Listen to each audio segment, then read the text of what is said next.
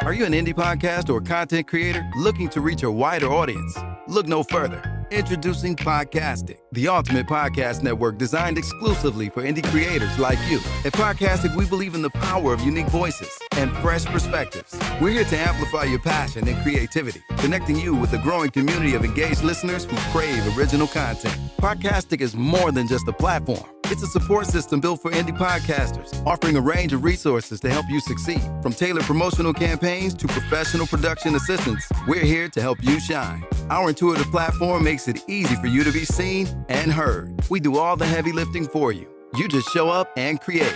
Plus, with our advanced analytics, you'll gain valuable insights into your audience's preferences, allowing you to refine your content and grow your fan base. Ignite your passion, expand your reach, and thrive with podcasting. Visit our website at www.podcasticlife.com to get started. Podcastic, the home for indie podcast and content creators.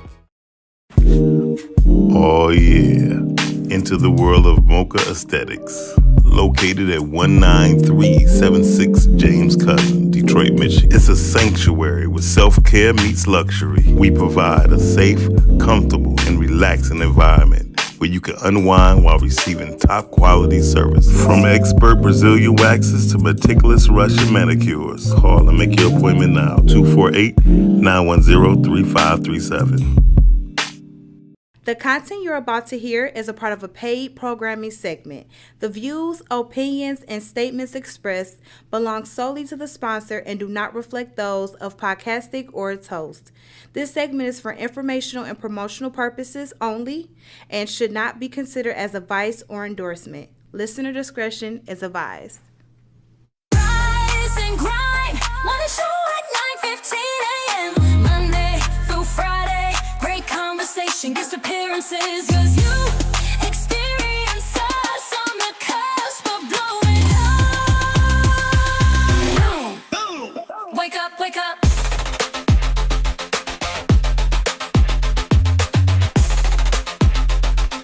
Rise and grind, morning show. Oh yeah. Welcome to the Rise and Grind Morning Show, y'all. We do this every Monday through Friday. You already know what time it is. It's a good morning. It's sunshine and muggy outside, and it's kind of musty. Ain't the same temperature that Jay said it was going to be yesterday. And I'm telling you right now. He is silly as ever. Hey, y'all. Welcome to the Rise and Grind Morning Show. I'm like, because I hit one of them scatter showers on the way in. I'm just glad we don't have that damn flood. I was looking online and they was flood and they was being swept away. I was like, Lord Jesus. People be talking about Michigan, but we don't get no floods like that. Nah, we don't get floods like that. We are blessed. I don't even know what you're talking about who flooding. But I tell you what, it was this young lady, she was flooding her pants. It was so damn terrible today, this morning. I just want to know, why in the hell did she wear them pants? Are you sure they wasn't capris? They weren't capris, they wasn't the Cutlers, they wasn't the nothing. I was not prepared for him to say that. I'm like, wait, what? I'm just being honest with you. Yep. So listen, y'all, today's going to be a great day. We got a special guest going to come aboard via, somebody's phone is on, via Cam. So, hey. Jay is here, Cam is here, Shan is here. And Shani not on the camera with her pretty self in her purple looking like, oh. That's right, so she pretty. Purple so listen, I just said somebody's phone. It is not mine. mine. And it is not mine either. Not no more. I knew it was Cam. I knew it. You hear me? Not no more. I knew it was Cam. I didn't even realize. I apologize. I mean, Cam is having it all the time. It does. And I'm working on it, y'all. I truly am. And I'll charge it to the gang, not her heart. I knew it was you because it was a light-skinned voice coming through. Say that's how you know. That's how I know. Wow. Well, anyway. I'm going to say shout out to all my... beautiful voice. Thank you. But I'm going to say shout out to all my chocolate people. And I love my chocolate people. You know, I'm going to just say this real quick. Me and a fair-skinned sister, I thank God for who I am and all the things. But I'm going to say this. When I was a kid, I wanted to be brown. Really? Yes, because I felt like God melted chocolate and he poured y'all out. And then I'm like, oh. why not I get some more melanin? Shout out to you because it was the exact opposite for me. Not saying I never wanted to be light skinned. I just wished I was a little lighter because You are beautiful. Back in the day, it wasn't okay to be dark. It was not okay. Like, I got teased for being dark. Yeah, I've seen a lot of teasing for dark people. Yeah. too But I'm gonna in say my this era. though, as a fair skinned woman, I got teased for being. I didn't have anywhere to fit Okay. because Because this you is weren't- totally off because you topic. weren't I wasn't dark Caucasian, enough. but I you wasn't, dark. and then I Okay. had long hair. And then, Okay. are you mixed? No, I'm not. Don't you see the pug? I'm black. And I used to get that a lot, and especially Yeah. from What's the Caucasian pug? people. The little nose, my bell pimple. Good morning, y'all. my mean bell Good morning, y'all. Mean Hey, y'all mean to me. So I just think that's why I love my family, because in my family we are like the Rainbow Coalition. And my great aunt would always say, "You can't eat no color." And in my family, if you talked about color, you would get in trouble. You would Yeah. get in big trouble because we don't discriminate against our own. And at the end of the day, black people, we are all each other's own. So stop it. Stop the madness. And just Yeah, love. it definitely was a What color are colorism they, young thing. Amy? Are they like a caramel, light brown? Or did you get what you wanted? And Are it's they so dark crazy skin? because some people color didn't change. Like for some reason, my color changed. Like I used to be way lighter, and then through the years, I started to get redder and redder and redder and Yes, redder. because you look like an engine. Yeah, and No. But you are red. And my mom, her skin tone would be a smidget darker than yours, Cam. And then in the summertime, she would just be red, and I was like, my mother's happy. I love And then it started happening to like me. right now I have a tan. When I went on vacation, I have a tan, and it'll stay with me for a long time. And then one day when it get a little colder, I'll be like, pop, light bulb. That's it. I would say, yeah, in the winter, I am a little bit lighter. You are beautiful. I just love your Yeah. complexion. Thank She look like you. chocolate. Yes, you and my best friend is the same complexion. Let me tell you. And you look she like used to feel I would so say, down. I Yeah. would say you look like caramel, but I say you look like a mocha latte. Yeah. Mocha latte. She Mocha used to latte. feel so down, but my brothers will always tell her, your skin tone is beautiful. And then when Stephanie Mills came out, then she started soaring because the guys would start being that. But I'm gonna say I this. just want to get back to the show. But I'm gonna say this before we get back. Whoever you are, whatever you look like, you are exactly what God created you to be, and you are beautiful. And if you're ugly, you're ugly. Listen, I knew this was gonna be good for today, and I knew this was necessary for today. I knew it. I felt it. I felt it in my soul. Thank you, Shanny. Yes, for you talking about the topic. Yeah, just You the go, girl. topic, just everything today. I feel like it's gonna align exactly how it needs to be. Okay. Yes, Watch this. On the glass. She said, watch this. This one. She said, watch this. Yeah, I mean, he said her oldest is light brown and her youngest is almost her complexion. Okay. But their father's your color. That's what I was praying for. Gotcha. Okay. Okay. But you know what? He'll give you the desires of your heart. Yeah. Good morning, Markethy. Hey, Mark. What up, Mark? Good morning, Mark. Listen, let's get right down to it because evidently they just want to cackle. Like we normally do when we start. we always Like, do stop with playing. this time. Time, man. Go. Okay. Yeah, stop it. Anyway, Ow. Okay.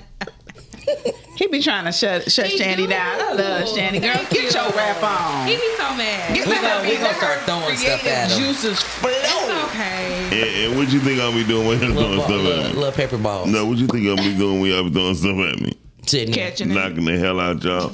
Listen, Mark- Can't Gonna be even catch violent. nobody. So we have to throw at him rotten tomatoes because when Yes. you throw them, they squish. So he I can't know throw you them ain't back. talking about I can't run for nobody. You can't even.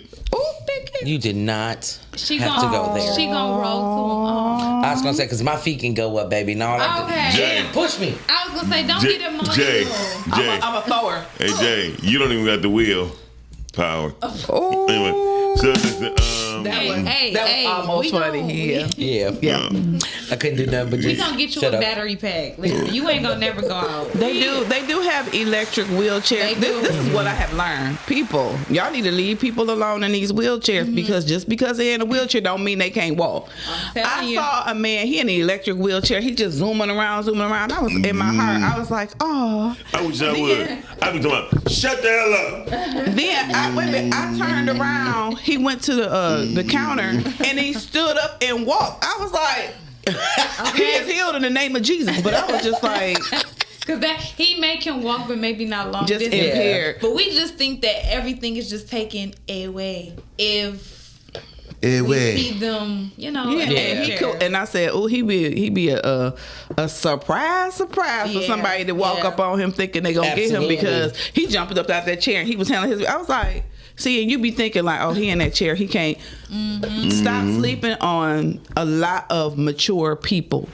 A lot of older men have that old man strength, and people be thinking, these young kids be thinking, well, I'm gonna do this. You don't know if he was a prize boxer, if he was Okay. in the service, he used to be a Marine or whatever. So you got to be careful when you're Better trying to be jump up careful. in somebody's True. face. And they know how to use their devices. They do. They'll use So do their women. hands, a wheelchair, a walker. They will roll over your ass. I went over. I couldn't even say nothing but look at him. Like, I went over my auntie house and said, "Why you got so many damn dead batteries hanging around?" She said, "I'm a lonely woman." But anyway, so She has listen. to keep her TV on. And make sure that she can change the channels at all times.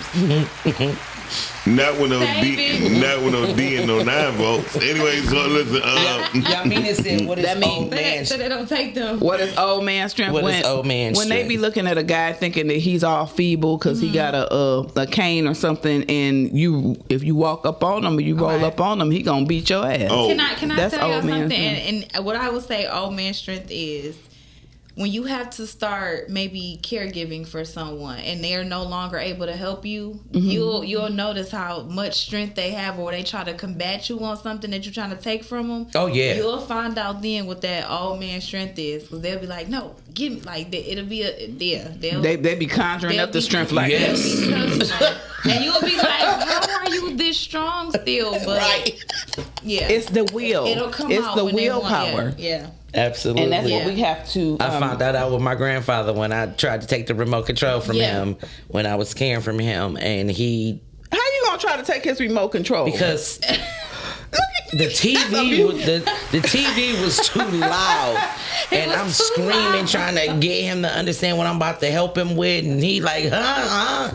So I, grabbed the remote control, and when I tell y'all That'll the way do it. he snatched it back, He taught your said, ass something. Okay. And then they ornery because Yes. a lot of older people. I know Henry. Henri. Henri, I know Henri too. He do play. He's not his name. Good morning.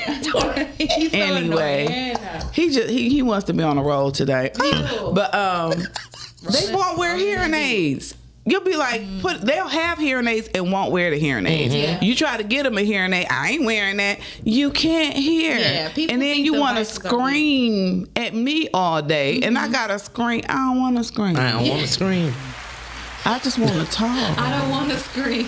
I just do wanna not just want to scream. Yeah, they Have a do. conversation. They are very honored. They do not like to use any type of assistive device. They feel as though it's maybe weak. They don't want people to think that they need it. Yeah. But I feel like these things wouldn't be invented, or they would not sell them. You ain't if lying. people did not need them. Absolutely. And also technology as far as surgeries and stuff. Now the technology for knee replacement, hip replacements is just, people have done these things forever. They get your hip replaced, get your Yeah. knee replaced, because they have the I don't want to. technology. And yeah. Oh my god! Anytime I think about stuff like that, it make me think of the flesh, and I just get like an instant chill. Like I don't know. Like anytime somebody starts talking about bones, and, Yeah, I do not and want to get my knee bodies replaced. And Oh, everything. we have a caller. Morning, folks. Good morning, Dorian. Leave them old people alone, man. Thank you, Dorian. Leave them old people alone. But first of all, you know why they got old man strength? They can't Because hear. was a generation. You know why they got old man strength? Wow. Because that was a generation that worked strictly with their damn hands. Yep. That's right. Yeah. They didn't go to the gym and try to lift Oh, weights is to that get why? fat. They had core strength, inner core strength. They could do way more shit than most of us in my generation can do. I know niggas that can't even change the goddamn tire, let alone do anything for their house. And like I said before, unfortunately, a lot of black folks who criticize old people were never raised by old people. That's right. You never had. See, I had a father. My father is 70. He'll be 77 on the 30th. This nigga's 17 years old. You hear me? He's 17 years old. This nigga had been all over Europe, been to the military, worked at his job for 51 years at a toxic, if you know anything about Zug Island, That nigga lived on it. Zug Island is Zug a Island. He a real one. toxic. He a John Henry of our generation. Absolutely. And go hard in the paint damn near every day. That's what I'm saying. Like, as we sit here now, one thing I do have a criticism about their politics and their mentality. Yes, you It's can't old. change their mind for You nothing. can't change their mind for nothing. Oh, They my set and they God. go. Made up. So he's still going hard. He's still going hard in the paint. Is he using any pills? What you mean? You taking blood pressure medicine? No, I'm talking about you say you go hard. You Never mind. know what? You mean, my God. the dick cancer medicine? Nah, he don't. Dorian, we don't want you to put your daddy Right. the rest Listen, of your daddy he'll be business the out first there. to tell you. He don't take that stuff. He can't take it. You know why? He gonna be like, listen, that's gonna mess up my blood pressure. Yeah, and I want to leave. He don't care. I You can wanna suck on this live. soft little. Look, you can suck on this soft gummy worm. He don't give a shit. He'll be That's right. 70. Man. He'll be 76 on September 3rd. No, he's 77. 77 on September 3rd. That's dope. okay. Man. I Happy early can't wait to birthday get you, there. Pops. I'm be the king of Viagra. I'll be walking around with a crown on my But head. that man that taught me so much, but we still at odds at a lot of different things because of ideology. He don't want to like learn anything new. Yeah. He's stuck in. Well, actually, he does. This phone better than my phone. You know, and I know that, right? Because look at my shit; it's terrible. His phone is better than mine. He got because an listen, iPhone 16, don't he? Right, he got like an iPhone 40. Like his shit is new. And his brother got the flip phone Android, where's the screen flip. I'm like, I damn. like that. And I he's like that. he's 75. And they know how to work it and everything. Know how to work it and don't need my help for nothing That because shit- they My was mama taught still computer calling me, stuff. asking me how she send text messages. I would and love to pictures. see that table come to. Hey boy, let me see what you got. You got that new download. And they from the South. See, like I said before, and they have such wisdom. They do. Yeah. They do. they do, Yeah. but like I said before, they're the most non-conforming because you're talking about the boomers. Yeah. You got to realize, like, people don't understand about the boomers unless you've lived with them and know who they really are. They're the most hypocritical people on the planet. Yes, One, you they talk are. about millennials, how spoiled they were, but you guys actually lived in an economy where literally gas was was 35 cents. Thank you. And I be trying to tell my mother that. She be like, you know, I taught you how to budget your money. I said, Mom, your mortgage back in the day was $400. Right. Nowadays, You bought a house in the hood, look in a nice neighborhood for $24,000 and Exactly. No, way less than that. And got a car. You Right. can And got a you car. can live fat over $10,000 a year and be good. And be I was good, looking at my good. daddy's. My father has passed, but my father used to work at Ford, and I was looking at his check stub. I'm like, dang, he wasn't making no money. But back then, $50,000 was a lot of money. Was a lot of money, yeah. And But why I I didn't call know them a that. hypocrite, the reason why I call them hypocrites is because guess who's running this world? That's them. Yeah, Look and at the president. He 80. He 3 years older than my daddy. Think Yeah. about that. they don't want to This- give up no power. They don't wanna give up no And they power. don't want to teach us shit. And they look. They No, we taught don't us- want to learn shit. No. They don't wanna A lot learn of- nothing. A lot of these people, like when they had them jobs at the city, you'll see somebody work at the city. They 90 years old. They do not want to teach these young people. They want to hold on to that job and get that money till they die. Absolutely. Absolutely. Also, too, I That's want to called use this one moment self-preservation. because I'm about to get off the phone because I'm sitting over here doing a whole bunch of stuff, but I'm listening. Okay. I want to apologize to Shani Oh, because when we had a conversation a couple weeks ago, we was talking about you. I think all of us was on the show that day. Matter of fact, I think I called in. We were literally having an argument about young folks and them politically participating. Mm-hmm. And, I remember. And I will say she was right. Look, she was right. She was absolutely And right. As I read on the show that she was right, but thank you, Dory. No. I That's a literally man. gave it. Yeah. I gave it a whole day thought that's about a man. it because Yes. we can't knock the youth. Mm-hmm. That's the problem with us. We calling them YNs and we making them. A lot of it, if they lazy, that's on our fault. That's our decision. What we allowed them, because I know parents that are literally going to check their college students in as seniors. Like, oh, I'm going to go down here and straight. Why are you mothering him to death, right? But that's our fault. That's our fault. And if we're not teaching what we need to teach, of course they're not going to respond. Right. You have a 20% voter turnout in the city of Detroit, yet you have 18-year-olds. You know, you got more 18-year-olds in the city than you do 35-year-olds. Yeah. And no one's coming out to vote because we dissed them. And they got enough sense to know this stuff ain't really mattering, you know? And like I said before, I would say, Shanny, I apologize. You were right. Thank you. You were right, Dorian. I because appreciate until I had to talk to some young folks, I had to talk to young folks for real, and to try to understand it. Like I said before, I took a whole day to think about it. Like, damn, I'm really listen, because I don't want to be. I'm so boomer adjacent. You know what I'm saying? Because a lot of our generation, we still think like them, and I don't want to be that critical-minded person how they was to us. Yes, because they were super critical. I can respect that, Dorian, and thank you so much for taking the time out to say that. I do appreciate it. I receive it, and I do.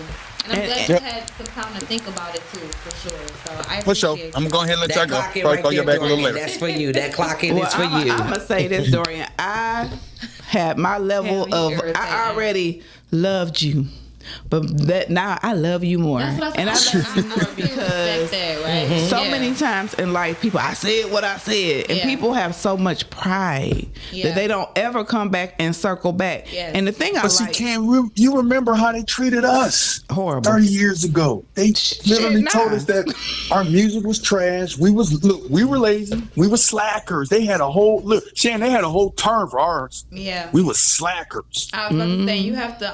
I don't even understand remember that, but okay. But I think I've heard that, and I've experienced that more so firsthand. So I also Right. think that when I come in other spaces and that's a thing, that's why it's a thing for me, and I feel like I have to stand up and advocate it. But I've been in a situation where I've experienced that firsthand. So I do respect you, and I appreciate you, and thank you. yeah. All right, no problem. And- y'all. and I like just- I said, I'm Good about morning, to. Calvin. And I just hope Listen, that y'all. other All right, y'all. people, not just men, but men and women, will take notes. What he did was he took time for self-reflection and introspection of his day. And that's something that I always try to advocate for people is go back through your day and think about the things that you have done. Absolutely. Be conscientious about who you are, what you're saying, the decisions that you're making, how you're communicating with people, how you handle situations. Yeah, for and if sure. you don't handle it correctly on that day, correct yourself. And if you need to, go back to a person and say, if I offended you, and like he said, it's a week later, a month later, or whatever, but he came back and said, you For know sure, what, for you were sure. not incorrect in that space. And now he has a different level of understanding because he took the time to go within himself and think about some things, and he came to a different conclusion. So I think that's awesome. That was That was dope. awesome. But That was isn't awesome, that what Dorian. I was saying yesterday, Shannon, when Yeah. I apologized to him? Yeah. And I was like, and he was like, no, well, Jay, you ain't have to come back. Yes, I did. Because I told you were wrong. And when I found out you were right, no, Shit. I needed to come back and apologize and tell you were right. Yeah, but Shannon, can I ask you a question? What was you right about? Because I don't know what Dorian. Remember I knew after all this goodness, I knew it was gonna be. Remember when we it was were they talking their conversation. Now, You see what I'm saying? was it? Oh yeah, It because was I too remember good. It was I too good remember for the him. conversation because remember I brought it up on Google and read Can you tell me what you was right What were about, you Shannon, right about? please? He wants to know. about how they are actually involved. Can in I people. ask Shannon? She said she didn't remember. I was gonna say, so it's more so along those lines. So he was pretty much saying She gonna advocate for her. And then, Only and because then she more said so she didn't just remember. in general, as far as like the youth, he was, always calling. Oh, y'all ain't shit. Let's go. Yeah, more Let's so, continue. yeah, that's what he was more so saying. Like when he took the time to think about it, he Right. was like, "Hey, no, I remember how I felt." Yeah. And he's just so used to being in the mindset of what he grew up in, and it was familiar to him, and I can understand that, and that's why I try to push so much for understanding. Like I don't have to agree with you. I don't have to be See right. you, but I can understand. Stand Like you. I can empathize with like, why did you feel like that, or why did you think like that? And I Shannon. don't want to change nobody's Shannon. opinion, but I can understand you. Would you teach me? I can help you But you understand. gotta be willing to learn, Miles, because you're behind. Lord. We would have to take some stuff. We would have to pour your cup out some for you to get it. How about this? I'm so tired of people pissing in my cup. Anyway, listen. Listen. Let's get started, y'all. I think we can roll over. I mean, no, I'm just talking. I was just trying to cut Jay off before she gets started. Ladies Right. and gentlemen, here's Jay Gentlemen. with the news. I don't like you at all right now. Bite me. Oh, I'm sorry. Can you please bring me in? Yes. Hello. Now, today is Thursday. This is AI. Today, why he trying to mess up my stuff with his Because he tries to mess up everybody. right there. I'm trying to make this a clip. Nobody asked for the crime dog. I'm trying to clip it. Thank you. Go ahead. Hello, it is Thursday, and today we will be hearing the new. He messed me up. So annoying. So damn annoying. Okay. She had a Joe Biden moment. Hello. And This today gonna be the dang on clip. Hello, Right here. this is Cameron, and right now we are here in the Podcasting Network on the Rise and Grind Morning Show. And right now we are going to tune in to Jay. Well, she updates us on the news. Tell us what's going on in the DJ. Tell us. Thank you so very much Who for the that hell is the introduction, DJ? Cam. I appreciate Tell that. us what's going on in the DJ. Cannot Jay, stand like we got it. Lord. Anytime you say anything about music, he think it's all about him. Take it away, D. Have to be like Take it away, DJ. Dog He it. just could not let me have my clip in my glory. Could not just let you And I was just and I had glow. lined Kim, it up perfect. 'Cause I'm like, Kim. we gonna clip this. Yeah. Cam, I'm gonna let you glow. Can't Do a retake. Do it again. Hello. There you go. Hello, this is Cameron here on the Podcasting Network on the Rise and Grind Morning Show. We are here with Jay Cherise, who is going to bring us the news and let us know what's going on in the D and all around the world. So take it away, Jay Cherise. Thank you so very much, Now, Shane. God damn it, that's how you do it. We will call her. It's so funny because it never failed every day. Right. Call her. Hey, man. Say, man. Say, man. If y'all don't record a damn intro already, Thank you. Thank you. what the hell? Cam, hey, look. Cam. I'm off the phone, though. Every time we try to get a clip cap, your man's over here Your man. messes it Lord up. Jesus. Hey, look, Cam. It been 4 He just months. can't let nobody be great.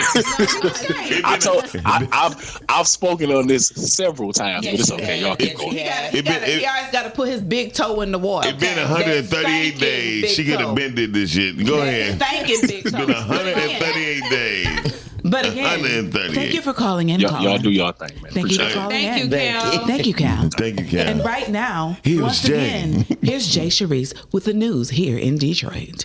Thank you so very much, Cam. And here we go, y'all. Jay with the news. The DEA Detroit operations results in 176 arrests, 142 guns seized, and 17 kilograms of fentanyl equal to 8.5 million potential deadly doses. Caller. Hello. Hi. Hi. Hi. Hi. I'm sorry. No, you're fine. Would this happen to be Karen? Yes, it is. It's Karen Hatch. Karen. Hello, everyone. Hello. Hi, Miss Karen. Good morning. Good morning. I know if you called in, girl, everybody wanted to call us this morning. I was like, hey. But how are you? I'm doing great this morning. How are you guys? Great. Wonderful. We are welcoming you here to the Rise and Grind Morning Show. This morning, Karen is calling in because she is an author. Okay. And Yes. she is she is one of my most beautifulest sisters. I love her spirit. I love her wherewithal. I love her everything because she is just the real deal. She's I could go on and on about my sister girl, but girl. You got her blushing. Woo, that's my girl. That's my sister. I may not talk to her every day, but when I met Karen, Karen was just like a breath of fresh air, and she just was an inspiration to me because she has a plethora, a large wealth of just wisdom, love, compassion, and she's such just a wonderful person. She has a what? Plethora. Remember that? A He plethora. be trying to act like Karen. He's not used to people speaking the King's English. And I know how to speak Jesus. Okay. Oh, look, that's it. Look, I love your energy. Oh my God, it sounds so wonderful over there. I wish I was in the house. Oh my you will be goodness. soon. We'll be looking forward to having you. You could have took the Uber jet. We got an Uber jet. Oh, okay. Well, hey, in that case, I could get over there and get right back to what I'm doing. So So Karen, I was just if you want to put her little face on the screen, if you can. Yeah. Okay, we're right now on the line with Karen Hatch. She is a mother. She is a beautiful sister girl. She is an author. She is a whole lot of things. Karen, would you like to tell us a little bit about yourself? Well, yes, I there's a lot of things that I do, but one of the things that my main thing is I'm a life coach, and I became a life coach, and not just only a life coach, but that's one of the components of the things that I do that help people. Professionally, I am a career coach, and I help young people find jobs and education. But of course, when you're running into young adults, from ages 14 to 24, they have a plethora of issues in everybody come from different backgrounds and whatnot. So what I try to do is share wisdom for those who want to be helped. You know what I'm saying? Those who really want help, those are the people that I can help, so though, you have to kind of separate those who want help and then those who want to vent. And I'm here for both, but also I'm a mom of 5. I adopted 5 children. I also have adult children, biological children that are in ministry as well. So yeah, it's a lot. It's a lot. I used to be a pastor's wife. I was married to a pastor at one point in time, and that's how this book became about, because I had an experience that I had never, I had never experienced before. And I've been through a lot of experiences, but until you experience this type of experience, there's a different conversation that needs to happen. And so that's how, this all came about. Okay, so with the book, what exactly is the book about? I know we have a copy of the book, if we can show that on the screen. About I'm just trying to, okay. I'm really excited about you writing the book, because I know you have been writing it for a while, and then you got it done. And writing a book can be complicated. There's a lot of different things you have to go through, but I'm really proud of you. When you sent me the information about you writing this book, I was like, oh my God, they got my sister girl. Go on, girl. Yes, when you and I first met, I was a wounded soul, and one of the things it was a few things that happened, but one of the things that happened, there was a lot of information out there, but I was looking for someone that could give me a quick like a quick fix.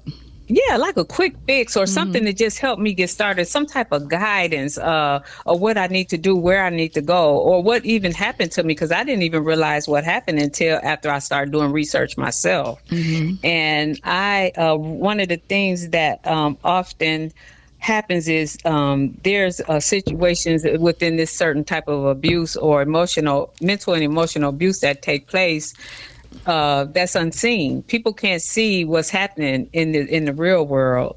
One of the things that also happens is within these systems of abuse is that you can't get help, even when it's real and it's very toxic. The judicial system does not recognize emotional abuse because there's no evidence to be, verified. So, even getting in these situations, sometimes you're in a situation, you don't recognize abuse and manipulation because you don't come from that. If you don't come from a history of that and understand it as being normal, you feel piercings of it, but you don't know what's happening. You feel wounds. It's kind of like a paper cut. You know how you can, if you get a paper cut, that paper cut hurt. And it felt like 1,000 paper cuts, but you can't see them. You can feel them, but you can't see them. Right. That's deep. So one of the things that I wrote about my experience, and I don't make a lot of promises, but this I'm going to say for those who are interested, check out the reviews. everyone who has picked that book up told me they could not put it down, and they were up 2 or 3 in the morning fussing, calling me, talking about, I gotta go to work and I want to see, what happened next. And I was like, really? I wanted feedback, but also wanted feedback from people who didn't know me, and the people who, some people was like, girl, you rock that. And I wrote this book because I needed people to understand, not you hear about a lot of terms get thrown around, especially the N word. I call it N word, the narcissistic word. That word get thrown around a lot, but it's a qualification that really justify the term to reuse, because some people just get mad at you and they couldn't have their way. They can't find another word, so they just use words that they really don't know the meaning of them. Exactly. So basically, this book is about a lot of your journey of emotional manipulation, having to, hide behind the mask of being a pastor's wife and act like everything was okay when it wasn't, alongside of raising your children and just functioning in life like normal, but people couldn't see all the hurt and the different things that you were experiencing through the emotional manipulation.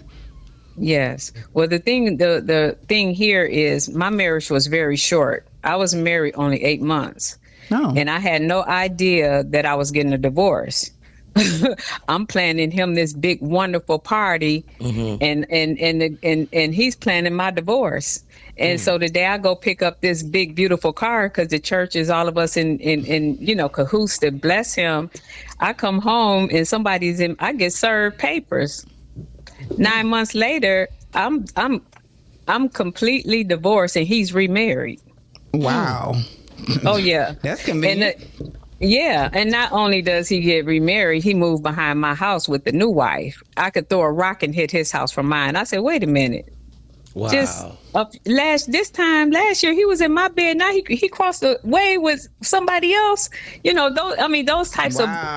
It's almost like I'm in your face. I'm gonna let you see me. Like he was taunting you. That's weird. You talking about, that's the level of abuse, but you can't see it. When you hear, for me to write it and put it in words, it's a whole nother thing. And that wow that you kept saying, you're gonna do that throughout the whole book. But what people need to understand about this book, it's a hybrid. And basically what that means is a memoir. It's a combination of a memoir and self-help. So not only am I writing it for you to see it, I'm writing it for you to have a guide to know what to do if you ever found yourself in a really emotionally attached situation. So it's how to handle it. So it's also a book on how to go through the process and how to heal and be on your pathway to be made whole. Yes, or to how to conduct yourself, because you just don't know how. I happened to, a lot of what I didn't realize when I was in this situation, it was a lot of things that I took out the book, because I didn't write the book to be hurtful. I wrote the book for education, but it was a lot of things that I didn't recognize as abuse. I just dismissed it as, he didn't mean that, You kind of do that when you don't recognize what manipulation look like. And people think that they do, but there's a type of manipulation that happens that you won't even recognize until you're out of it. When you standing back and saying, wait a minute, that was abuse. That was not, It's harder to see things when you're in it. But then, when, like you say, when you step away from it, then you like, oh, wow. or I didn't see that. Or things will be right in your face, but since you are in love and you trying to make things work and you trying to figure things out and you like, well, this is just a normal part of the relationship, but I know it was just a jab. Like he got married right after. Like right. He didn't waste no time. And the reality is he didn't love me. You did not love me. And, and then the cycles, the thing is the cycles repeat themselves. And this, when you recognize it, when you start researching it and the book it'd be spot on. And as I was researching, I was watching this stuff unfold as I was researching, and my mouth would just hang open. Even the words that you would say, ain't nobody gonna love you like I do, Karen. Ain't nobody, you know. And I was like, those was the exact words. Wow. You know, just some of the things, you know, or, well, I said, obviously he ain't had no friends, because in 2 weeks after he filed, he come back, well, we not going to tell nobody we getting a divorce. It don't look right for a pastor to get a divorce. I'm like, wait a minute. What do you tell? He said, nah, you know, it was a game. So like he wanted he all he cared about was appearances and what people thought about him. He didn't care about you and your feelings. Yeah. So I am so excited that you have written this book and that you are helping people heal and be made whole, because it is a lot of women out there in situations and circumstances and they can't see different things. And I hope in the book that you reveal the different red flags and the different things to look for, or, you know, mention the things that they can recognize if they are in relationships where they're being emotionally manipulated. I definitely put a lot of situations in there where you can recognize it. But one thing I wanted to tap on in what you just said, it's not only women being abused, there are men being abused. Ooh, baby. And the worst type of narcissist is a woman. A woman can, a female narcissist can run rings around a male narcissist. Absolutely. And I've been saying that. Oh. yeah, because a lot of people automatically assume that it's a woman that's being abused. But let me tell you, I will say this, 75%, according to my research, 75% of narcissists are male. But who's doing the research? The women? Because it's like, I hate to say it, but it's like we men always get a bad rap. They do. You know what I'm saying? Yeah. Oh, they can't do this, they can't do that. But that's the way it's been designed throughout history, to bash the men, and especially the black man. So, you know, so I don't believe that all, because like women have toys. So when I say that, you know, we use our bodies, we use our feminine prowess to manipulate men, and it's the truth of the matter. I was watching something, you know how they have the balloon pop. Yes. And a young lady, he was like, pop culture. Yeah, pop culture. Yeah. He was like, I'm looking for, if I have 100%, I'm looking for a woman who can bring 25% more. And the girls were like, why would I have to bring 25% if you already have a business and you already have this? I shouldn't have to do anything and da-da-da-da. Yes, you do have to do something. Nobody wants to be with somebody who is a leech. All he was saying is, I want somebody to build with. I want somebody to make me a better man, to let us have more than I have, because he wanted somebody to add to. But these women thinking because they got weaves and a BBL and breasts, like, well, why should I have to? Yeah. That gets old. It gets flat. It fall down. Okay. And all the things. After a while, a man wants people. Men and women want somebody with some substance. What are you going to say, Mike? I know that's right, because when you was younger, like 23, 25, you got the tattoo with like a butterfly, right, on the back of your back or your stomach. Then you get 55 and it look like a bat. So things do change, and I think that's the problem with most people. They don't think things are going to change. Even these older dudes, they wear their hats and stuff, trying to be younger, right? And then they get mad when the younger people disrespect them. Well, you dress like them. So what do you expect? So. Well, Karen, I am definitely glad that you wrote this. Emotional abuse is definitely a very hot topic that, like you said, some people, they don't see the scars. When my second marriage ended, people didn't get it. They were like, you guys were so happy, you guys were so in love, and yada yada yada. And on my podcast, I couldn't take it anymore, and I finally broke the silence and was like, y'all didn't understand. The smiles and everything that y'all was seeing, that was fake. Oh yeah. The mask. It's not that it was fake. It's a mask because you're trying to mask that pain. Absolutely. I'm like, y'all y'all don't understand the person that I was dealing with. I was told that I was stupid every day. I was told that no one else was going to want to deal with me. It was so many negative things that I had to hear about me on a daily basis.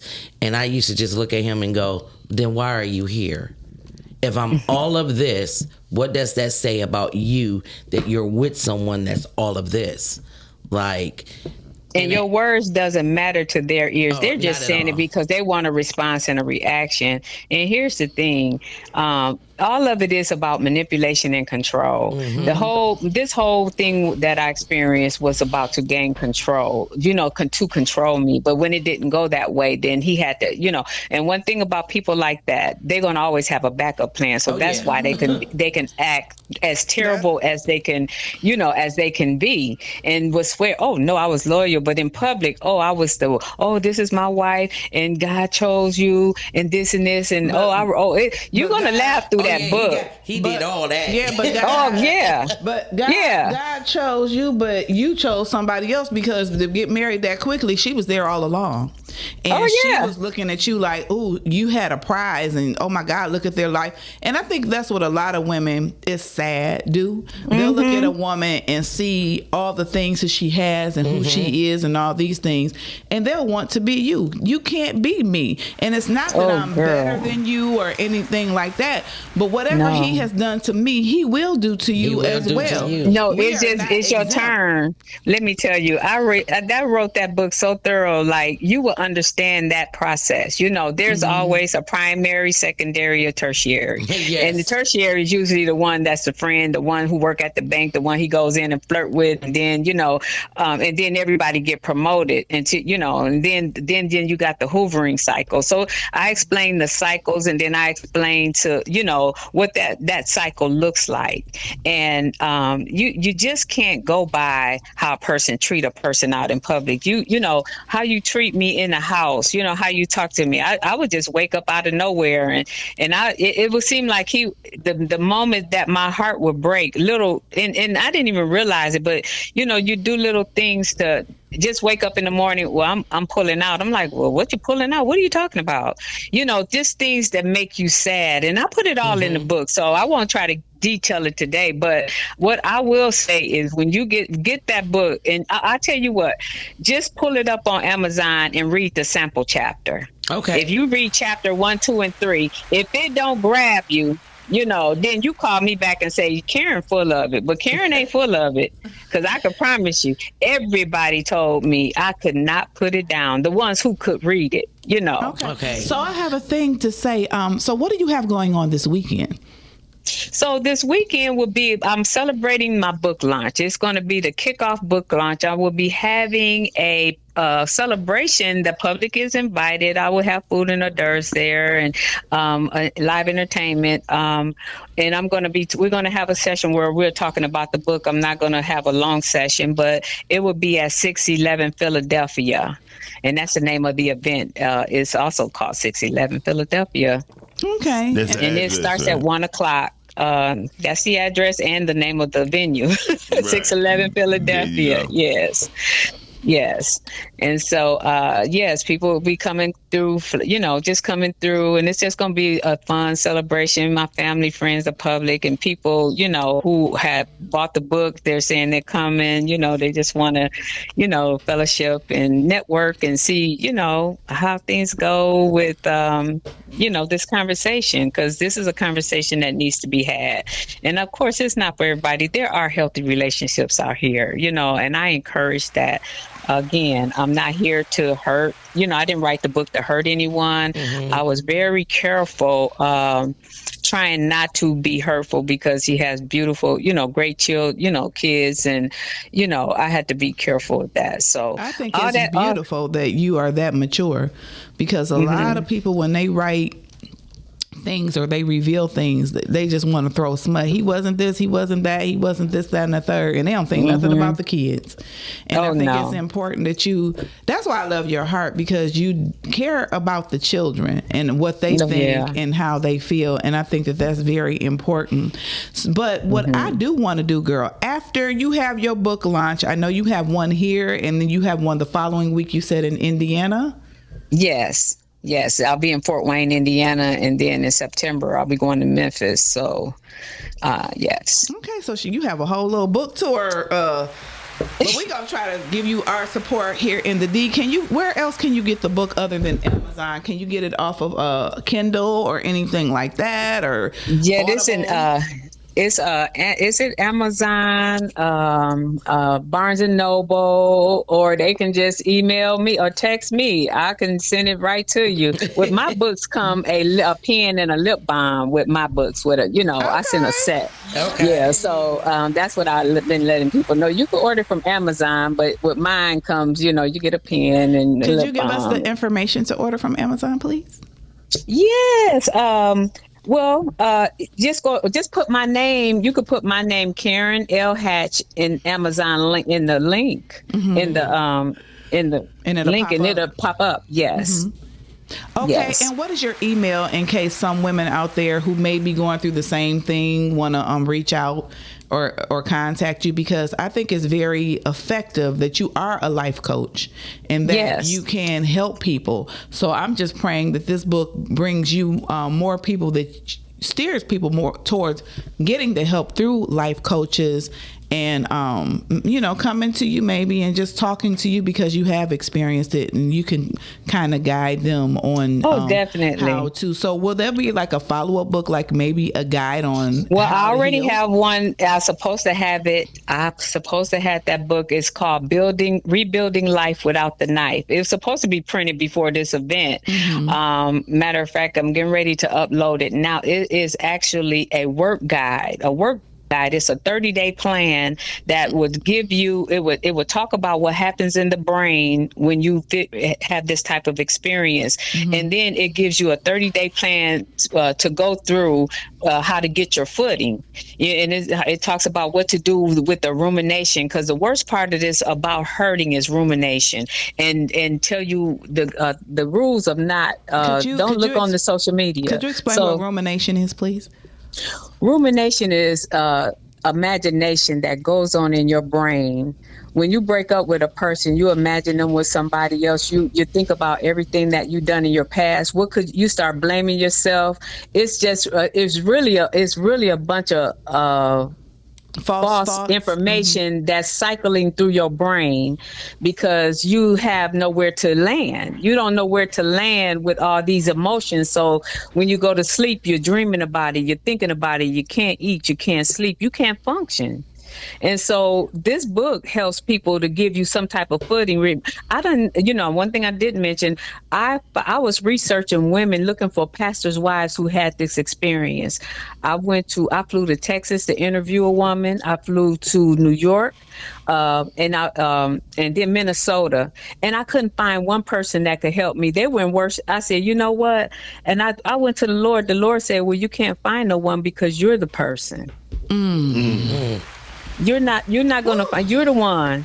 So I had to go and I said, okay. So I went home and I started researching, and I didn't start writing the book right away. I said for 9 years, but one day I was sitting, I went to work and I came home, and a friend of mine called me. He's a pastor. Actually, he's the one who married us. He said, Karen, had you wrote your book yet? And I thought, I never told him I was writing a book. He said, I said, no, I never told him. He said, the well, Holy Spirit told him, honey. It was so strange. And he said, well, I want you to write out a table of contents and send it to me. And he started out as a writing coach. And then once I got going, he disappeared. I finished. It was like, what? That's all you And so needed was one day that I guy. called him. I said, why did you ask me that? He said, I don't know. He said, I was just, I just felt led to call you and ask you. I was like, oh, no way. He said, I know you have a story to tell. So, and that's how it got started. So, yes, people could call me. Yes, I'm a life coach. People can reach me at through my website, Queen Equity, queenequity.com. That's Queen, Queen, equity, one word, queenequity.com. All my information is there. Or Karen at queenequity.com. Well, girl, I am so excited for you and so excited to. Where's that address at one more time? That would be at 611 Philadelphia. And the name of the venue is 611 Philadelphia. And it starts at 1 o'clock, 1 through 4. You know, people could breeze in and breeze out. So however they choose to do it, or they can hang out, because there's going to be entertainment and food and people talking, and we're going to, you know, it's a lot going to be happening in there. So I would love when you finish the workbook, because I am a workbook girl. And I just think that's all I kept hearing in my spirit was like, when you were talking about the book, I'm like, oh, you need a workbook. You need a walkthrough, a guide through. But I think I got it. It's supposed to be, matter of fact, I got what you call a breakup, a divorce breakup kit. And in that kit, it includes the book, the workbook, some chocolates, some vanity stuff to take care of yourself. I wish I could send you the picture of it. It is beautiful. And in that how long book, you got to be divorced to get? Because I've been divorced a long time. I just wanted so I could get the stuff. And then last night the Lord told me to throw in a couple coaching sessions, and the coaching sessions won't be full-blown sessions because coaching is oriented. What I like people to know is coaching is not counseling. I have people have called me for coaching, and I absolutely would not service them. I referred them out to counseling. I said, once you get counseling, and then you could come back to me, because right now I can't help you if you don't unlayer. You know, so the coaching is goal oriented. I tried, and sometimes people try to do coaching as a shortcut for counseling. You know, now but I think a lot of people don't know the difference between the two. Because when you think of the title of a life coach, you're like, okay, I'm gonna call Karen and she gonna help me get my life together.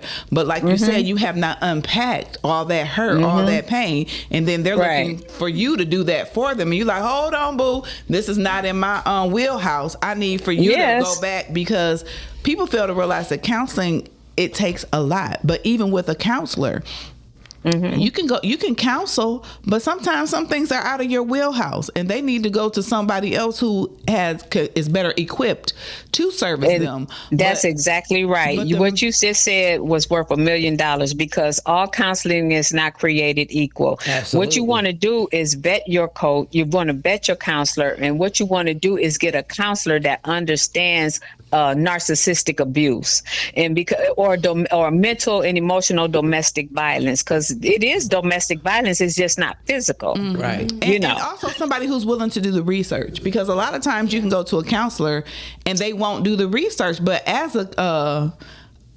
you are, I'm just gonna spill the beans. I'm in school to be a Christian counselor right now, and when I tell you, baby, when going through the process of you getting counseled, because he told us flat out, you cannot, it's like you are an onion. You got to get healed before you can help anybody else. Absolutely. Oh, yeah. And a lot of people fail to realize that. And so what I love about it is the accountability. You got to be accountable for your stuff. And it's certain things that you have to do. But the main thing, in order to be, that's one of the things. Now I do have a degree in. I started out as a degree in counseling. I have associates in mental health and emotion. In mental health, I was going to be a counselor, and I still stayed there because that's my first love. I don't. You know how you try to take a shortcut till you can just finish. I got my master's degree, and I wanted to just be done. Right. But girl, look, we gonna talk, and That's a conversation. Yeah, we're gonna talk, because I think. I'm just listening to you and girl, we gonna talk, because it's so much stuff that but the main thing he's teaching me is you can't be God. And it's not that people want to have a God complex, but you can. And you cannot. You try. Yes. And he said, my teacher is funny as ever, honey, because he be like, I don't take nothing home. I was like, how do you do that? Yes. Because as women, we just want to hold on to everything, and oh my God, he said, I don't have no pillow talk with my wife about it. I don't take nothing home. I let it go, because that's God's job. So that was one of the things he told us. last week, I think in class, you are not God. That's true, and and you have to be people who get into that work. They really have to learn that as a going in, because some people are so passionate about it, and then you have some people who are going into counseling, and they're narcissists themselves. But you really have to vet your counselor, and then the healthy, taking care of you. That's the first thing, is to to heal your past, to know when to separate and divide yourself away from that, the situation. And that's a problem that I tend to have. I have it because I'm so passionate about helping people. Right. And I'm what you call I guess an empath. I could feel people's pain. You don't even have to open your mouth. I could walk up to a person and you could put on that fake smile. Do you know I could feel what's going on? And I said, why? I'm like, what in the world? I used to feel people's pain and I didn't that's a whole nother conversation. That's how I am. It's a thing though. It's a blessing but a curse at the same time. But I think the Holy Spirit will guide you in how to utilize that gift, because sometimes you got to shake the dust off of your feet. And a lot of times, we want to help. We want to be there for people and everything. But people sometimes, they just want to keep on just dumping on you.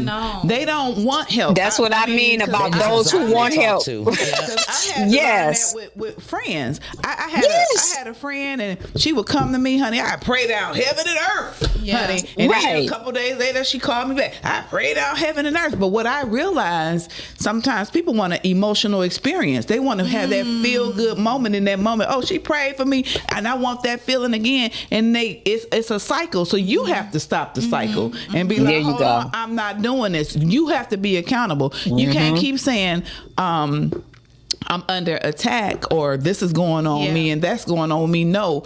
You got to get your life in order, and we all have to get our lives in order, and we have to be accountable and have our lives in order. And sometimes it is definitely hard to try to separate yourself. Like, I was trying to help counsel a couple of women that were in abusive situations, and it was difficult for me because it brought up, even though I had peeled back my layers and dealt with my abusive past, I couldn't separate what they were going through from what I went through. And I literally had to tell these women, I'm not the best person for you. Your story is too close to mine, and it's bringing back, it's triggering too many memories for me that in the middle of the night I'm waking up screaming and can't shake. So let me get you to someone who actually got a degree in this. Right, and let me let you get over there, because we do have triggers, and we have to recognize. But I think the biggest thing is that's transference too. That's a transference situation, and you have to, and that was good that you were able to recognize that. Because it was keeping me up at night, and my past is such a. I used to call it such an ugly past, and one day, something just told me, stop referring to your past like that. It was not ugly. It was something that you went through that made you exactly who you are now, and you're still growing. So stop saying that past was ugly. It was an experience. And that's what it was. You know what that remind me of? Tough experience. Yes. That remind me of, when this thing happened to me, I was so embarrassed and humiliated. And what you just reminded me of, I was so, first of all, I only been married 8 months, and you just out of nowhere just filed for a divorce. But here's the thing: when I was out of it, I was so down and I was so hurt, and the rumination again, the words start coming. God chose you, Karen. You the one. I ain't had nothing to do with it. And I'm like, well, God chose me. Then is God lying then, or is God lying now? And then the second thing is, my son, he's a minister. One day, my daughter and him had ministered over to this church. partnering with.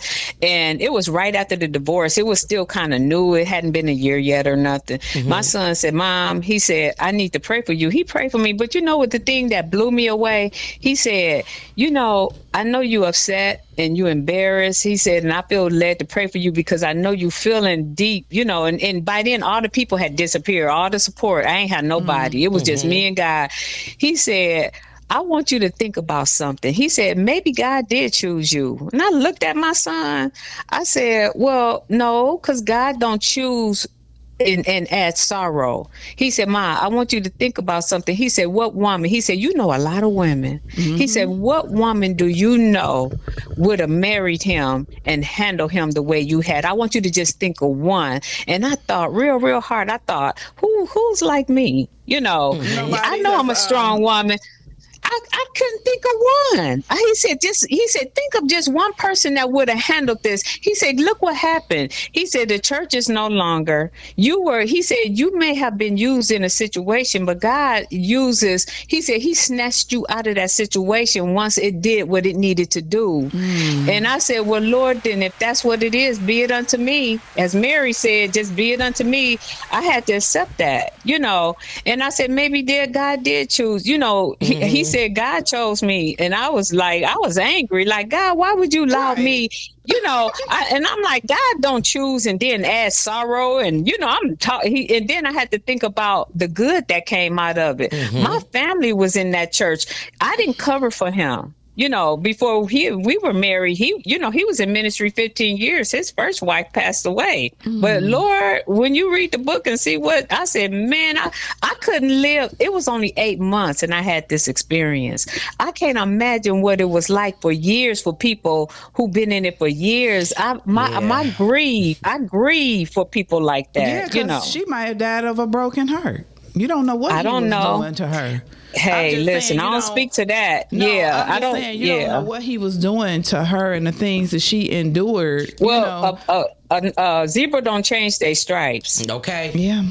So what he done to me is that wasn't a first. It wasn't new.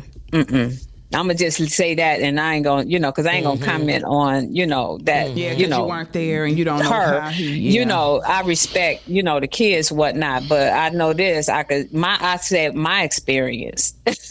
Yeah, but I just think that, you know, a lot of times as believers, we think that we're not gonna ever go through anything, and that's not true. Because Paul was in prison. People went through so many things, and we have to understand that we are going to go through things, but we're going to go through them. Yes. Because on the other side, and while we're in the mess, God is with us. On the other side of the messes, God is going to be with us. And you know, you had that responsibility because you could handle it, because he knew your heart. He knows who you are. He knew what you were going to do with it. He knows that you were going to be gracious. He knows that you were going to be merciful, because you are being gracious and merciful in the whole situation by not putting him on blast. It's easy to get into your feelings and put somebody on blast, but it takes a special kind of woman. Because love covers. And it's not that you are in love with him, but you have the love of Christ in your heart, which has covered a multitude of his sins. So you chose to expose him, which needed to be done, because there's a lot of women out there that are hurting, that are married to men. There's a lot of men out there that are hurting and that are married to these types of people. So you had to write this book. You have to have a guide where people can understand, because people are hurting, and we're living in a world where we have to stand up, and if we have to use our pain and be the example that God uses to bless everybody else, then so be it. And I just thank you. I just thank you for answering the call, because heavy is the head who wears the crown, and you know, like you said, you are a queen, and but everybody can't wear your crown. And that's why God gave it to you, because he knows that you're going to help women. He knows that you're going to, at some point, counsel women. He knows that this thing is bigger than Nino Brown. Yes. And that's my goal. I just feel it in my spirit. And I'm not, and I'm not just I'm not just talking, but it's so much bigger. And my heart is just so full for you. And just that's the thing that I love about her. Ever since I met you, you just were so graceful. And thank even you. the things that you were going through, and with the kids and all, raising them, and all the things, and we can, but it was just like, who is this woman?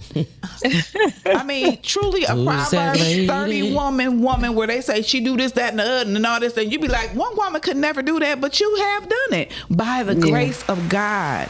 And It was God.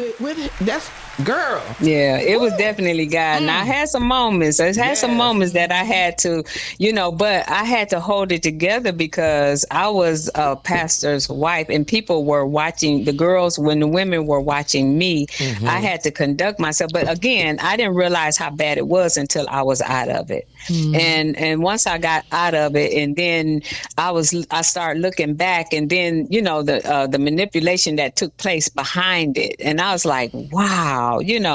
So, but here again, I'm not here to hurt. I'm here to help. Matter of fact, I had to intentionally remember that I was married to him at this point. Like, when I talk about the book, and once I wrote it, it seemed like I needed to write that so I don't have to say it no more what I went through. Ever. You can, it's all there. It's all there. Whatever you need, and whatever you need is in that book. Because I made a point to bet what proper covering look like. And that includes covering for a church. Covering for your spouse. What that's supposed to look like. The book is hybrid, and I'm telling you, I think this book is so valuable because it's just not only tell you my story. This book is what I needed. I knew if I had this book when I came out, I would have been okay. And so that's why I went back and created the workbook, Rebuilding Life Without the Knife. You need to know what's happening in your brain. And also you need to deal with your unmet needs, things that happened in the past. So that's what gets you there and keep you there, because you're always looking for something better to happen. The thing that keeps people in abuse is because they're looking for that one good, that euphoric feeling of the love bombing. That love bombing. Memory, that feeling. That and you keep trying. You want to get back there, and then he's taking you somewhere else, and you keep like, no, we're gonna be happy. No, and he started pounding you emotionally, beating you down with words, and this man, he never raised his voice at me. He never yelled at me, so I didn't know I was being abused. And sometimes even somebody's actions, they could treat you well and still be manipulating you and doing stuff all along. The lies, the unanswered questions, like you said, the emotional manipulation. And I think that people really need to, I'm so happy you wrote this book, because people need to understand what emotional manipulation is. People will now have a book where they can read about emotional manipulation, where they can learn how to set boundaries, where they can recognize the red flags, but most importantly, for you to write a follow-up book where they can get healed and made whole, have on their journey of healing, that they will have a tool to use. And girl, I gotta get the book just so I can get some lip gloss. Let me tell you, girl. Let me tell you, I promise you, I say click, I'm gonna tell everybody, click on the ebook in Amazon and read those sample chapters. Just do that. And if they say it ain't nothing, email me and tell me. And I can guarantee you're not gonna say that. I believe you, girl, because you have this. We had a whole show planned about what we were going to talk about today, girl, and you just took it and turned everything around. But I know that nothing happens by happenstance, because God is always in everything. And I don't know who's going to hear this show, because it will air again on our network and in our YouTube page and all the pages and the things we have. And I know that this book is going to bless somebody. This is going to change someone's life. This is going to breathe life into somebody who is in a space of despair, where they don't feel like there's any hope, or where they feel like nobody is listening to them and nobody understands, because you have written your feelings and your heart into this book. And I know that you were very transparent, but the thing I love more than anything is that you did it with dignity. That's right. You didn't that was the bash goal. nobody. You didn't Yes. try to make him feel small and talk about how his breath stunk in the morning. No. You know what I'm saying? So I just say you are a class act. You've thank always, you. ever since I've met you, known you, you've always been a class act, and you carry yourself as such. And I also think that is something that a lot of women need to see, because we're living in times where the ratchet is being glorified, and you gotta be a basketball wife and all this, because honey, you look better than the basketball wives, and you're all natural, okay? Oh, thank you. You didn't get no tuk tik tuk. And people just need to see women who are beautiful just the way that they are. You are what God created you to be, and you embrace that, and we all need to embrace who we are in Him and for ourselves. Yes. Ain't that right, Yes. Jay? That is definitely right. You brought me to tears. So I love when I can get a good drop or two out. It makes it makes me know that something needed to be released. So I definitely appreciate that. I'm going to be putting this book on my stuff also, because I know a lot of women who's been through some things, and it's always great to see someone who's been through it, who understands, and who made it out. So thank you. Well, yes, I would love to talk to those women, and perhaps I would like a Q&A sessions, because there's so many different types of situations that needs to be addressed. And I tried to cover all that I could, in this book. But I would love to just sit down with some of these women, again, those who want to be helped. And there are situations where I'm going to say this, and then there are situations where women are in these types of predicaments, but they cannot leave. And I don't encourage people to, I'm not here to create divorces and, breakups and that type of thing. My question always is, what do you want? Now, what I am not a specialist is in helping you to stay and live in it. There is situations where you can live in those situations, and I'll refer those people, Dr. Romani, because she teaches about radical acceptance, and that's really how to protect yourself when you can't go, because there are situations where people can't go. What's her name? Dr. Romani. Could you spell that? Ramani. Okay. And Dr. Romani. And where is she? What does she do? She has a whole channel. She wrote a book of. I did a lot of research through her. Is Ramani. Her last name is Duvasula. Durbas Duvasula. ULA. She's a PhD. She has a YouTube channel, and to me, that is the guru of gurus for narcissist abuse. In a lot of research, she done a lot of research, and she talks about how emotional abuse can affect your immune system. The immune system, yes, and how that people get sick. People could live and they get sick and actually can get, can leave here early, just carrying, that type of abuse. Yes. Yeah. So I did a lot of research on that as well, because I know when I was married for those few months, I never used I used to have to use an inhaler. I haven't used an inhaler since I got divorced. And it's been 9 years. And for that moment, I would gain a whole lot of weight. I was using inhalers, and I could, I was constantly getting sick. It's like, what in the world is happening? And then, so when I did the research and saw how there's a person that she mentioned that did some extensive research on that. And I followed it, and I was like, wow. Yeah, so it's a lot to be said and to be, learned and talked about, relevant to emotional abuse. But, again, it's something that is not handled in the judicial system. And usually when women try to tell a person, go to court and say what happened, they throw them both out. And it doesn't matter. I've seen where kids have gotten, I've seen a family where this man took them out of the mother had physical custody. He would take them and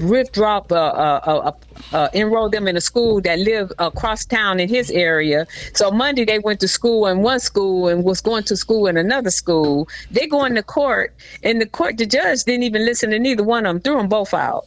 Wow. And I mean, just crazy. And, it's nothing you could do about it. And this went on for a while, where he would, every Monday when they was at his house, he took them to school in his neighborhood. How can you be enrolled in 2 schools in the same city?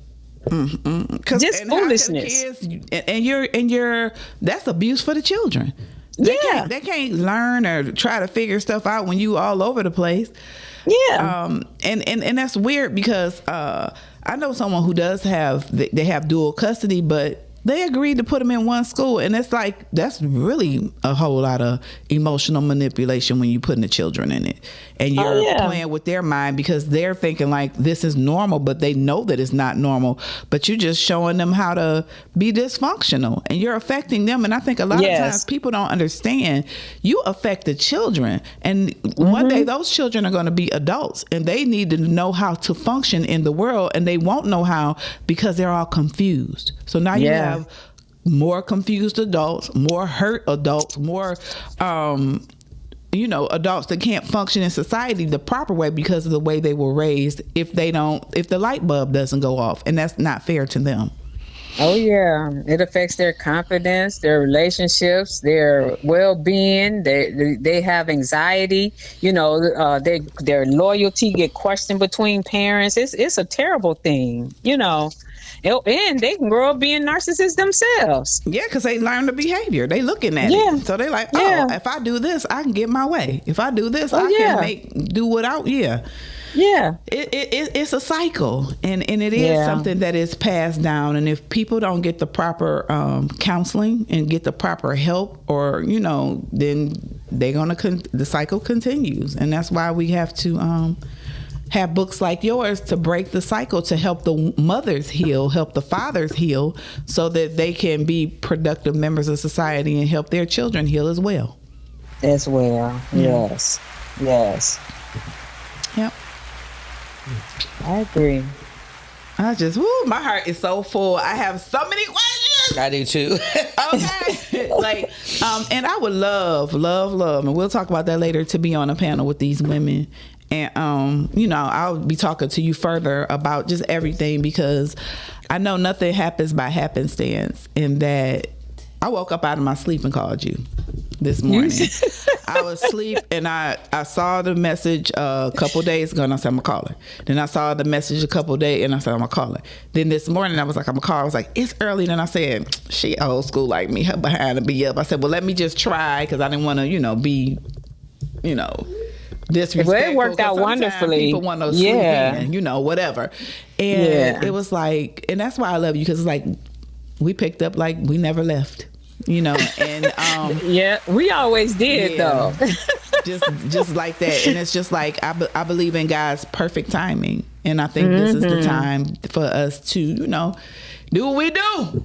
Yes. I'm so full. I feel like you, Jay. I want to start crying and carrying on and be like, Lord, because people just need help. Women and men need to learn how to do the boundaries, because I have been around so many people who were in marriages where they were emotionally manipulated, and they don't know, and they can be divorced for many years, and they do not know how to break free of that, and then hurting people hurt people, so then they continue to cycle with the next person that they with, who don't deserve any of that mess, but they don't know how to not be that way, because they won't go to counseling, because they don't think that they have a problem, and they have a problem. Yes. Because emotional. There's help out there. There's information out there. And really, the first person you have to help is yourself, is to decide what you want for your life and what you want your life to look like, and how you want to, we have a short time on the earth. And to me, that's the biggest waste of life, is to sit there, live life in a toxic situation. It's just such a good waste of life. And we don't get a lot of time down here. So I think the most the best you could do is do as much good as you can and live healthy, happy, in healthy, happy relationships, be it marriage, be it family, be it friends, you know. And that's something that it seemed like we're losing value. You know, you mentioned pop culture other day. That's a whole topic in and of itself. And I listen to these young people and what, you know, they're talking, I don't like the way you dress. I don't like the hat you got on. Pop, pop, pop. And I'm sitting here like, what about people coming in here saying, well, I want to see what type of character you got, what type of person you are. You know, how, you know, they don't vet people for long term. That's for, you know, that I'm telling you, that is full of sin. It's full of sin. It's full of toxicity, you know. And I'm like, we're moving away from, you know, just good character and godly character. Yes, it's like none of that exists, and nobody cared about how a person carry themselves and what they want out of life and where they want to. You know, how are we going to grow and evolve together? You know, what are you in this for? You know, and they were talking, I don't like your hat, I don't like, you know, and I'm sitting here like, what? You're worried about temporal things that don't mean anything.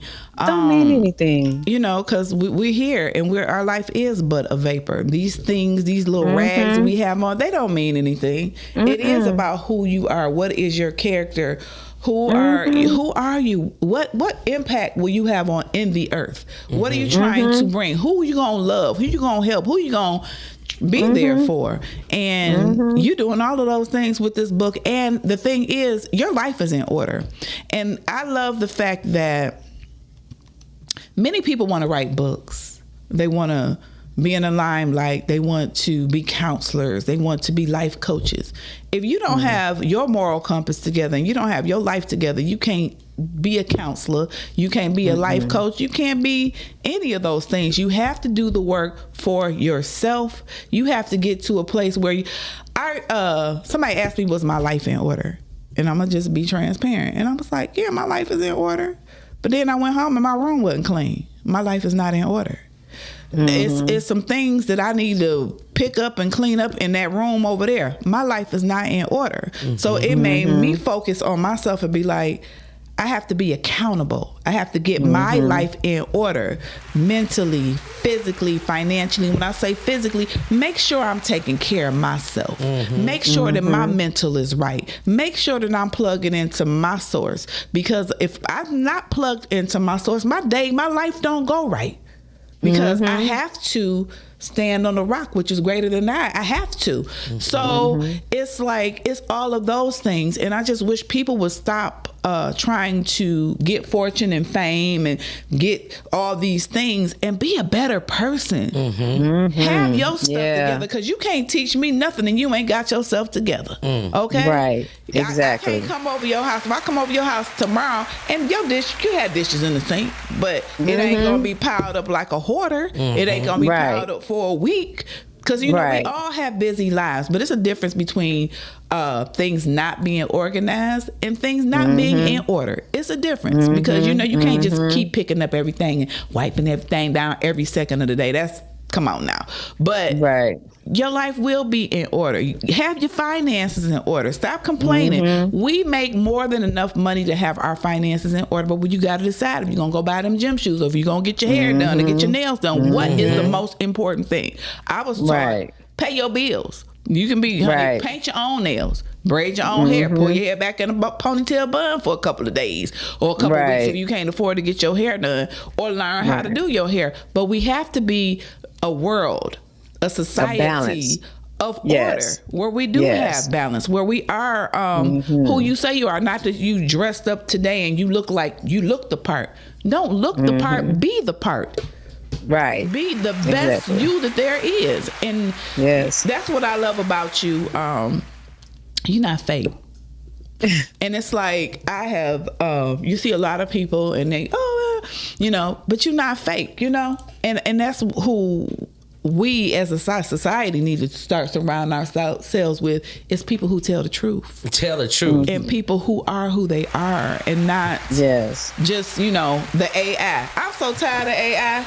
Every time I look, I know it's a part of life and I'm not mad at it, but stop putting these pictures on social media and you AI and you don't look nothing like that in real life. That is a misrepresentation. That is a lie. Oh, my And goodness. if you gonna lie to yourself, then if you lie to yourself, then you lying to everybody else. It's okay to do whatever, but you a size 2 in the picture, but then you're not really a size 2. If that ain't love who you are. That's all I'm saying. Sorry, Yes, I went on my rant. But you know what I mean? It's crazy. And I just be looking at this like, girl, I just saw you last week and you, no. But okay, that's what makes you, but that's the key. Everybody wants to, we live in a society, if it makes you feel better. No, where's truth? Yeah. Yeah, you have to live with yourself. First. Yes, you got to come home. And look, starting with the man in the mirror, if you ain't true to that person, then you can hang it up. You can hang it up. And if you like to eat like I do, hey, girl, I got all kinds of curves, honey. I got hips and thighs because I like cakes and pies. You know what I'm saying?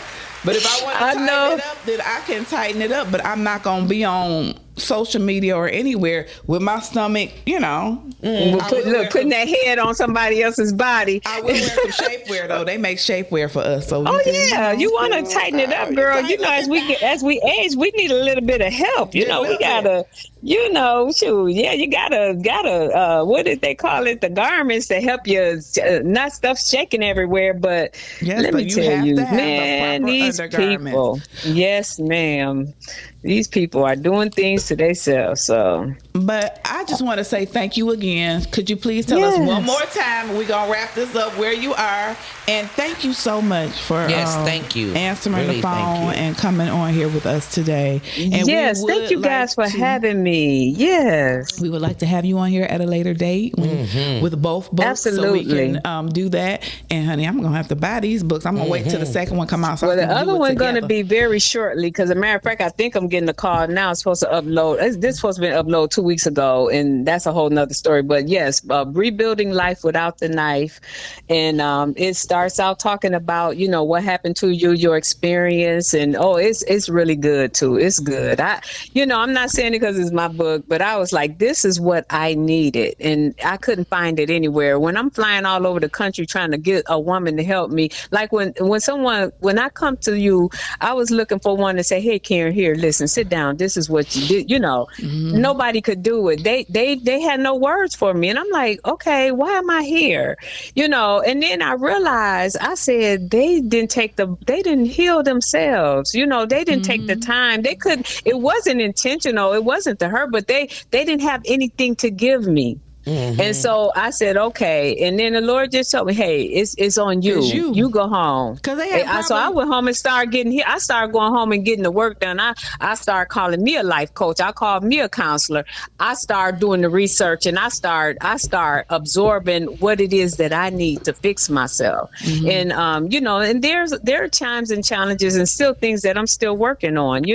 I'm still working on being single and living with unmet needs, and being the single woman that have to do it all, to get the cars fixed, to go do all this man stuff. I don't want to do all that all the time. But guess what? I have to get up in the morning and go take out, do these things. So it is what it is. And I thank God that he gave me the ability to, and I'm in a place now.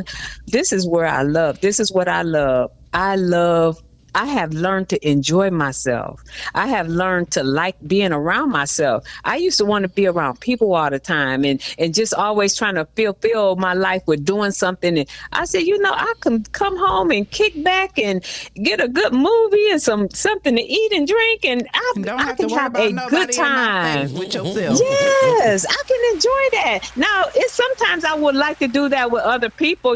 Like it's some things you accomplish in life. It's really no fun to have it all and then don't have nobody to share it with. To me, it's like, I'm just so over, listening to all these other shows talking about, the valued man and all these people who want to marry millionaires. And I'm thinking, okay, you want to marry a millionaire, but what are you bringing to the table? And what type of character does that millionaire? I don't care if you got a billionaire. If you ain't going to talk to me right and treat me right, your money means nothing to me. Your your cars or whatever, guess what? I could buy nice cars too and get a nice house too. I probably had to work 10 times harder, but guess what? I can do it in peace. That's right. Woo! And if you can't have, honey, if you don't have peace, then everything you got is worth nothing. Yes, and with Nothing. That, with that being said, people are gonna meet you where on Philadelphia At Street. 611 Philadelphia, Saturday, August 22nd at 1 o'clock, 611 Philadelphia. And that is also the name of the venue. Yes. Karen, we here at the Rise and Grind Morning Show you have been such a blessing to our souls. It's always wonderful to have a guest where they are pouring into you and also pouring into our audience because this book is much needed, and God gave it to you because he knew that you could handle it and that you would do so with class and grace. So with that being said, could you give us your website one more time? And certainly. It's queenequity.com. queenequity1word.com. And that's with Karen L. Hatch. Yes. Yes. Thank you so much for joining us today on the Rise and Grind Morning Show. This broadcast will be rebroadcast on our YouTube page and on the Podcastic Network. If you go to Podcastic, which is what is it? Podcastingnetwork.com. Podcastingnetwork.com. It will be on there, and it will be on there forever. And you can access that through your Facebook. So thank you so much, Karen, and we are thank you for having me. Definitely full here, and we will talk to you soon. Thank you for calling in. Thank you for calling. Thank you. Yeah. Thank you for having me, and I look forward to talking to you guys again. Yes, we go next time. You're gonna be in studio because you're gonna bring both of these books so we can get our books and lip gloss. Okay. All right. Okay. All right, and remember, everybody, go to Amazon.com. And what is the name of your book one more time? Knife in Shining Armor, The Shock of Deception. That is Knife, Kinife, Knife in Shining Armor. Why is it knife? It is because knife is, anyway, we're going to leave the English dictionary. Yes. Yeah. We're going to leave the English dictionary alone and there. Yes. Yeah. Yes. I always wondered that. I'm like, why is it knife? Why? Okay. Knife. The K is silent. Knife in Shining Armor. Knife in Shining Armor by Karen L. Hatch. And you can find this book on Amazon.com. Yes. Okay. Thank you for calling in, and we will talk to you soon. You have a blessed day. You too. You all as well. Goodbye. Thank you. All right. Bye bye. Oh, that was such a treat. Oh yeah, it was. Yeah, it was a treat. So listen, We have I Am Alpha now streaming on Amazon Prime. Shout out to Sean P Entertainment for that. Yes, Yeah. I Am Alpha. Go Sean P. Yeah, Go Sean P. Sean Go P out Sean moving P. and grooving, and we always like to support. Sean got more movies. He got more movies than anybody I know. He ain't wrote nothing. Shout out to Sean. Listen, he like. I would Shit. consider Sean P like the DJ Khaled of me. He the best. He don't have to hop on nothing. He just gotta say, listen. Or he be like Sean P Entertainment. He show up. Yes, he because promote. when Sean P speaks, everybody listens. That part. Shout out to Sean P. Yes. Okay, yeah, that was good. That was We very. had a wonderful show Yes. today. So, Jay Sharice, would you like to give us the canoes? No, we're going to save that till tomorrow. I mean, it's gonna be old then, but that's good. We don't need that notes. Listen, we about to go into a video that was very inspiring to me yesterday when I seen it. When I seen it, it was very live. It was dope. Shout out to G. G was the realest one on there. So is that going to be our? You ain't come. It ain't in there yet. Well, we're going to show you that video tomorrow. I hit save. Let's show them hit save. Well, we're going to show you I mean, the that's what's video. doing last minute stuff. Wait a happens. minute. Okay, there we go.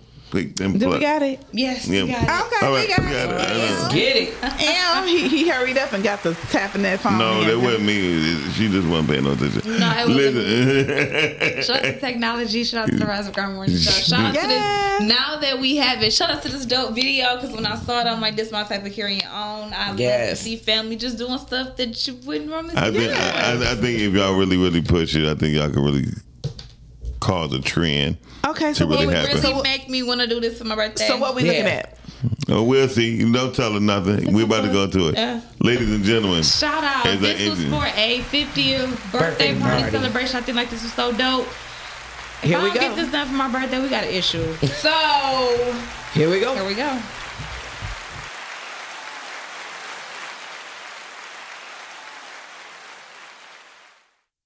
We all agreed tonight, all of the speakers have agreed that America has a very serious problem.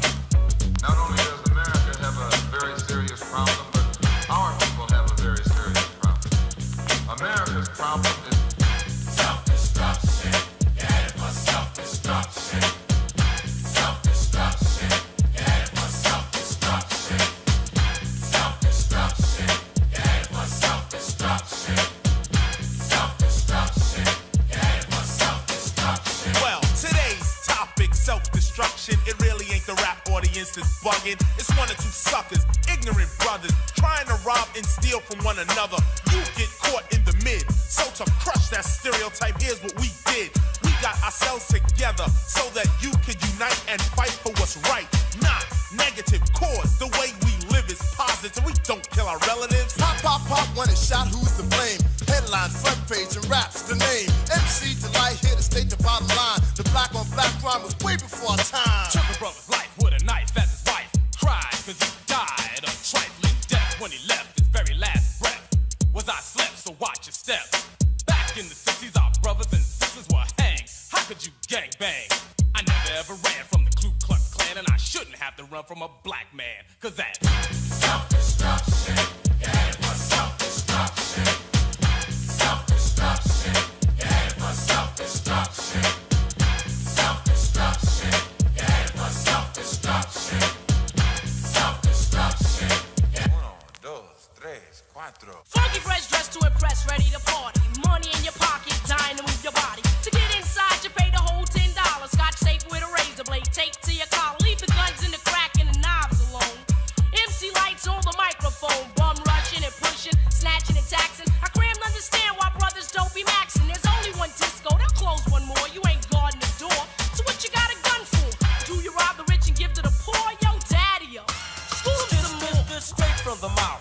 And daddy-o, do a crime, end up in jail and gotta go. Cause you could do crime and get paid today. And tomorrow you're behind bars in the worst way. Far from your family, Cause you're locked away. now tell Do me, you really think crime pays? scheming on taking what your brother had? You little sucker. You talking all that jazz. It's time to stand together in a unity. Cause if not, then we're soon to be self-destroyed, unemployed. The rap race will be lost without a trace or a clue. But what to do is stop the violence and kick the science down the road that we call eternity, where knowledge is formed and you learn to be self-sufficient, independent. To teach to each is what rap intended, but society wants to invade. So do not walk this path that they laid. It's self-destruction.